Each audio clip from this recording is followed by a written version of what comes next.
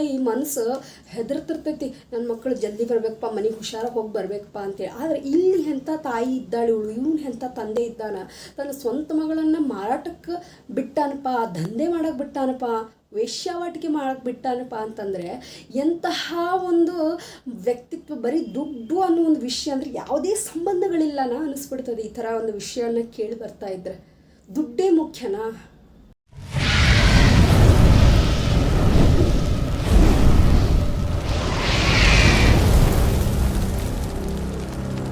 ಎಲ್ರಿಗೂ ನಮಸ್ಕಾರ. ನೀವು ನೋಡ್ತಾ ಇದ್ರಿ ಸ್ಪೀಚ್ ಸ್ಪಾರ್ಕ್. ನನ್ನ ಹೆಸರು ಸುನೀತಾ.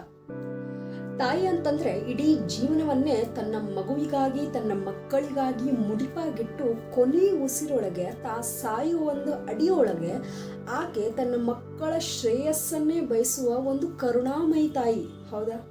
ಅದು ತಂದೆ ಆಗಿರ್ಬೋದು, ತಾಯಿ ಆಗಿರ್ಬೋದು, ತಮ್ಮ ಮಕ್ಕಳಿಗೋಸ್ಕರ ಇಡೀ ಜೀವನವನ್ನೇ ತ್ಯಾಗ ಮಾಡಿ ತಮ್ಮ ಸರ್ವಸ್ವನು ತಮ್ಮ ಮಕ್ಕಳೇ, ತಮ್ಮ ಆಸ್ತಿ ನಮ್ಮ ಮಕ್ಕಳೇ ಅಂಥೇಳಿ ಜೀವನವನ್ನು ಸಾಕ್ತಾರೆ ಎಷ್ಟೋ ತಂದೆ ತಾಯಿಗಳ ಮಧ್ಯೆ. ಇಲ್ಲಿ ಒಬ್ಬಳು ರಾಕ್ಷಸಿ ಅಂತಲೇ ಹೇಳ್ಬೋದು. ಚಿಕ್ಕಮಗಳೂರಿನೊಳಗ ತನ್ನ ಸ್ವಂತ 20 ವರ್ಷದ ಮಗಳನ್ನು ಆಫ್ರಿಕಾಕ್ಕೆ 7 ಲಕ್ಷಕ್ಕೆ ಮಾರಿದಾಳೆ.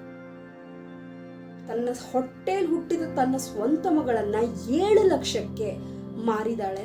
ನಿಜವಾಗ್ಲೂ ಈ ಮಾತು ಎಂತಹ ವಿದ್ರಾವಕ ಘಟನೆ ಅಂತಂದರೆ, ಒಂದು ತಾಯಿ ಅಂದರೆ ಕರುಣಾಮಯಿ, ಕ್ಷಮಿಸೋ ಗುಣದವಳು, ಆಕೆಗೆ ಇನ್ನೊಂದು ಸರಿಸಾಟಿ ಇಲ್ಲ ಅಂತ ಹೇಳೋ ಒಂದು ಜಮಾನದೊಳಗೆ ಈಕೆ ತನ್ನ ಸ್ವಂತ ಮಗಳನ್ನೇ ಇನ್ನೊಬ್ಬರಿಗೆ ಮಾರಿದಾಳೆ. ಅದು ಕೇವಲ ಎಕ್ಕಷ್ಟು ದುಡ್ಡು ಸಲುವಾಗಿ. ಇವತ್ತು ಬರ್ತದೆ, ನಾಳೆ ಹೋಗ್ತದೆ. ಅಂತಹ ಒಂದು ಮೌಲ್ಯದ ಸಲುವಾಗಿ ಜೀವನವನ್ನು ಕಟ್ಟಿಕೊಳ್ಬೇಕಾದ ತನ್ನ ಮಗಳನ್ನು ಇವಳು ಮಾರಿದಾಳೆ ಅಂತಂದ್ರೆ ಎಂತಹ ದುರ್ದೈವಿ ಇವಳು ಅಂತ. ಇದು ಬಹಳ ದೂರ ಏನಿಲ್ಲ ರೀ. ನಮ್ಮ ಕರ್ನಾಟಕ ರಾಜ್ಯದೊಳಗ ಚಿಕ್ಕಮಗಳೂರಿನೊಳಗ ಹಕ್ಕಿ ಪಿಕ್ಕಿ ಜನಾಂಗದವರು. ಫಸ್ಟ್ ಆಫ್ ಆಲ್ ಈ ಹಕ್ಕಿ ಪಿಕ್ಕಿ ಅಂತ ಏನಂತಂದ್ರೆ, ಇವರು ಒಂದು ಬುಡಕಟ್ಟಿನ ಜನಾಂಗ ಇರ್ತೈತಿ. ಇವರಿಗಂತಾನೆ ಪ್ರತ್ಯೇಕವಾದ ಒಂದು ಸಮೂಹ. ಆ ಒಂದು ಸಮೂಹದಲ್ಲಿ ಬೇರೆ ಕ್ಯಾಸ್ಟ್ನವ್ರು ಅಲಾವ್ ಇರಲ್ಲ. ಸೊ ಇದು ಬುಡಕಟ್ಟಿನಿಂದ ಬಂದಂಥ ಸಮೂಹ. ಅವರದ್ದೇ ಆದ ಒಂದು ಲಮಾಣಿಗಳು ಹೆಂಗಿರ್ತಾರಲ್ಲ ಇವಾಗ, ಸಣ್ಣ ಸಣ್ಣ ಗುಡಿಸಲು ಹಾಕೊಂಡು ಸ್ಲಮ್ ಏರಿಯಾ ಥರ. ಸೊ ಆ ರೀತಿ ಇರುವಂತಹ ಜನಾಂಗ ಇವರು ಹೆಚ್ಚಾನೆಚ್ಚು ಬೆಂಗಳೂರು, ಮೈಸೂರು, ಶಿವಮೊಗ್ಗ, ದಾವಣಗೆರೆ, ಆಮೇಲೆ ಚಿಕ್ಕಮಗಳೂರು ಈ ಥರ ಪ್ರದೇಶದೊಳಗೆ ಹೆಚ್ಚಾನೆಚ್ಚು ಇವರು ಕಾಣುವಂಥ ಜನಾಂಗ ಇವರು. ಇವರ ಭಾಷೆ ಗುಜರಾತಿಗೆ ಸ್ವಲ್ಪ ಕನ್ವರ್ಟ್ ಇರ್ತದೆ. ಅಂದರೆ ಇವರ ಆ್ಯಕ್ಚುಲಿ ಒರಿಜಿನಲ್ ಭಾಷೆ ಏನಪ್ಪ ಅಂತಂದ್ರೆ ವಾಗ್ರಿ ಬೂಲಿ ಅಂತ ಹೇಳ್ತಾರೆ ಇವರ ಒಂದು ಭಾಷೆಯ ಹೆಸರು. ಸೊ ಆ ಒಂದು ವರ್ಚಸ್ಸಿನ ಮೇಲೆಗೆ ಅವರ ತಮ್ಮ ಒಂದು ಮಾತೃಭಾಷೆಯನ್ನಾಗಿ ಅಳವಡಿಸ್ಕೊಳ್ತಾರೆ. ಮತ್ತು ಇದ್ರೊಳಗೆ ಮುಖ್ಯವಾಗಿ ಏನು ಅಂತಂದ್ರೆ ಮಾತೃಪ್ರಧಾನ ಕುಟುಂಬ ಐತಿ ಇವ್ರದ್ದು, ಈ ಹಕ್ಕಿ ಪಿಕ್ಕಿ ಜನಾಂಗದವ್ರದ್ದು. ಪ್ರತ್ಯೇಕವಾದ ಸಮೂಹ, ಪ್ರತ್ಯೇಕವಾದ ಏರಿಯಾ, ಪ್ರತ್ಯೇಕವಾದ ಓಣಿ ಇರ್ತದೆ ಇವ್ರಿಗಂತನ. ಸೊ ಇವರು ಸಾಮಾಜಿಕ ಜನಗಳಲ್ಲಿ ವಾಸಿಸುತ್ತಿರುವಾಗ ಇವರು ಒಂದು ಜಮಾನದೊಳಗೆ ಅತಿ ಕಡುಬಡತನದಲ್ಲಿ ಇದ್ದಂತಹ ವ್ಯಕ್ತಿಗಳು ಹಣದಾಸೆಗೋಸ್ಕರ ತಮ್ಮನ್ನೇ ತಾವು ಮಾರ್ಕೊಳ್ಳೋ ಮಟ್ಟಿಗೂ ಬಂದಿದ್ದಾರೆ. ತಮ್ಮ ಮಕ್ಕಳನ್ನು ಕೂಡ ಇನ್ನೊಬ್ಬರಿಗೆ ಮಾರುವ ಒಂದು ಮಟ್ಟಿಗೆ ಬಂದಿದ್ದಾರೆ ಇವರು.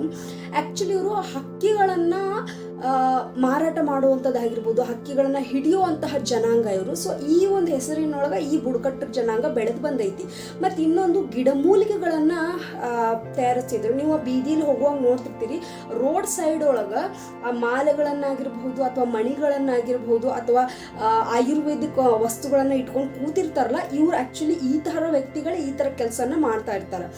ಇವರು ತಮ್ಮ ಒಂದು ಇದರಲ್ಲಿ ಹೆಚ್ಚು ತಮ್ಮ ಒಂದು ಯಾವುದೇ ಒಂದು ನೀಟ್ನೆಸ್ ಅನ್ನೋದು ಇರಂಗಿಲ್ಲ ಇವರೊಳಗೆ. ಹೆಂಗೆ ಬೇಕಾದಂಗೆ ಬೇಕಾಬಿಟ್ಟಿಯಾಗಿ ಇರ್ತಾರೆ ಇವ್ರು. ಫಸ್ಟ್ ಇವರ ಒಂದು ವೇಷಭೂಷಣ ಅಂತಂದರೆ ಒಂದು ನೀಟ್ನೆಸ್ ಇರಲ್ಲ, ಏನೂ ಇಲ್ಲ. ಪ್ರೊವೈಡೇಷನ್ಸ್ ಅಂತೂ ಹೇಳೋಕೆ ಹೋಗ್ಬೇಡ್ರಿ. ಗೌರ್ಮೆಂಟ್ ಎಷ್ಟು ಸೌಲಭ್ಯಗಳನ್ನು ಕೊಟ್ಟರೂ ಕೂಡ ಇವ್ರು ಯಾವುದೇ ಒಂದು ಫೆಸಿಲಿಟಿಗಳನ್ನು ತಮಗೆ ತಾವು ತೊಗೊಳೋಕ್ಕಿಲ್ದ ತಮಗೆ ಏನು ಬೇಕಲ್ಲ ಅದನ್ನು ಮಾತ್ರ ತೊಗೊತಾರೆ. ತಮ್ಮ ಲೈಫಿಗೆ ಸೆಕ್ಯೂರ್ ಆಗುವಂಥ ಯಾವುದೇ ಕೆಲಸ ಮಾಡೋಂಗಿಲ್ಲ.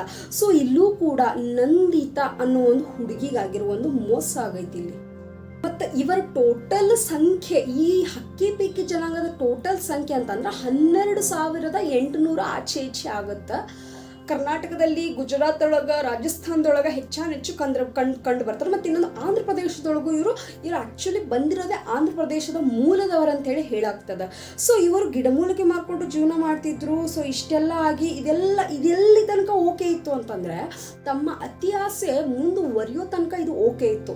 ಆದರೆ ಈಗ ಲೀಗಲ್ ಆಗಿ ಇವ್ರ ಮೇಲೆ ಆ್ಯಕ್ಷನ್ ತೊಗೊಳಕತ್ತಾರ. ಸೊ ಇಲ್ಲಿ ಏನಾಗೈತೆ ಅಂದ್ರೆ ಚಿಕ್ಕಮಗಳೂರೊಳಗೆ ಒಂದು ಹುಡುಗಿಯನ್ನು ತನ್ನ ಸ್ವಂತ ತಂದೆ ತಾಯಿನೇ 7 ಲಕ್ಷಕ್ಕೆ ಮಾರಿದಾರೆ. ಅದು ಎಲ್ಲಿಗೆ? ಆಫ್ರಿಕಾ ಅನ್ನೋ ಒಂದು ದೇಶಕ್ಕೆ ಹೋಗಿ ಮಾರಿದಾಳೆ, ಕಂಟ್ರಿಗೆ ಹೋಗಿ ಮಾಡಿದಾರೆ ಅಂತಂದ್ರೆ ನಿಜವಾಗ್ಲೂ ಎಂತಹ ಕ್ರೂರತ್ವವನ್ನು ಮೆರೆದಿದ್ದಾರೆ ತಂದೆ ತಾಯಿ ಅಂದ್ರೆ ಇವರು.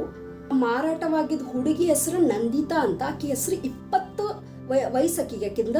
ಆದ್ರೆ ಆಕೆ ಆ ಒಂದು ಆಫ್ರಿಕಾದೊಳಗೆ ಇರುವಂತಹ ಒಂದು ದೇಶ, ಆ ದೇಶ ಯಾವುದಪ್ಪ ಅಂತಂದ್ರೆ ಸೆನೆಗಲ್ ಅಂತ ದೇಶ. ಅದು ಸೆನೆಗಲ್ ಅನ್ನೋ ದೇಶದೊಳಗೆ ಈ ಒಂದು ಹಕ್ಕಿ ಪಿಕ್ಕಿ ಜನಾಂಗದವರು, ಅದರಲ್ಲಿ ಈ ನಂದಿತಾ ಅಂತ ಹೇಳಿದ್ನಲ್ಲ, ಈಗ 20 ವರ್ಷ ಈಕೆ ಫ್ಯಾಮಿಲಿಯವರು ಈ ಒಂದು ಆಫ್ರಿಕಾ ದೇಶಕ್ಕೆ ಹೋಗಿರ್ತಾರ. ಸೊ ಅಲ್ಲಿ ಸೂಳೆಬಾಲ್ ಅನ್ನೋ ಒಂದು ದೇಶದೊಳಗೆ ಆಕೆಯನ್ನು ಮಾರಾಟ ಮಾಡ್ತಾರೆ. ಅದು 7 ಲಕ್ಷಕ್ಕೆ. ಸೊ ಈ ಒಂದು ಚಟುವಟಿಕೆ ಅಲ್ಲಿ ನಡೀತಾ ಇರೋದನ್ನು ಈಕೆ ಹೇಳಬೇಕು, ಯಾರಿಗಾರು ಹೇಳಬೇಕು ಅಂತ ಹೇಳಿ ಬಹಳ ಪ್ರಯತ್ನ ಪಟ್ಲು.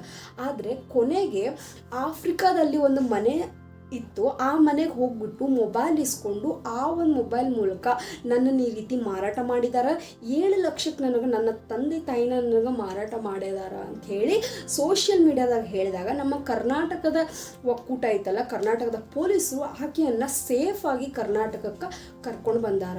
ಸೊ ಆ ತಂದೆ ತಾಯಿಯನ್ನು ಕೂಡ ಈಗ ಹುಡುಕಾಕ ಪ್ರಯತ್ನ ಪಡತ್ತಾರ. ಮತ್ತು ಆ ಹಕ್ಕಿ ಪಿಕ್ಕಿ ಜನಾಂಗದವ್ರು ಏನು ಹೇಳತ್ತಾರಂದ್ರೆ, ನಮ್ಮ ಸಮೂಹದ ಒಂದು ಮಾನ ಮರ್ಯಾದೆ ಇವ್ರು ತೆಗ್ದಿದ್ದಾರೆ, ಇವ್ರಿಗೆ ನೀವು ತಕ್ಕ ಶಿಕ್ಷೆ ಕೊಡಬೇಕು, ಇವರನ್ನು ನಮ್ಮ ಸಮೂಹದಿಂದ ನಾವು ಹೊರಗೆ ಹಾಕ್ತೀವಿ, ಇವ್ರಿಗೆ ನಾವು ಬರೋಕ್ಕೆ ಅವಕಾಶ ಕೊಡೋಂಗಿಲ್ಲ, ಇಂತಹ ವ್ಯಕ್ತಿಗಳು ನಮ್ಮ ಸಮೂಹಕ್ಕೆ ಇರಬಾರ್ದು ಅಂತ ಹೇಳಿಬಿಟ್ಟು ಸಮುದಾಯದವರ ಕಮಿಷನರಿಗೆ ಹೋಗ್ಬಿಟ್ಟು, ಚಿಕ್ಕಮಗಳೂರಿನ ಕಮಿಷನರಿಗೆ ಹೋಗ್ಬಿಟ್ಟು ಕಂಪ್ಲೇಂಟನ್ನು ಮಾಡಿದ್ದಾರೆ ಇವರು. ಸೊ ಇದು ಇಲ್ಲಿ ತನಕ ಬಂದ ಒಂದು ವರದಿ ಅಂತ ಹೇಳ್ಬೋದು. ಮತ್ತು ಆ ಹುಡುಗಿ ಆ ವಿಡಿಯೋ ಮಾಡಾಕತ್ತಾಳ, ಅವ್ರ ಭಾಷೆ ಮಾಡ್ಕೊಂಡು ವಾಗ್ರಿಬುಲ್ ಭಾಷೆಯೊಳಗೆ ಮಾತಾಡ್ಕೊಂಡು ಹೇಳಾಕತ್ತಾಳ.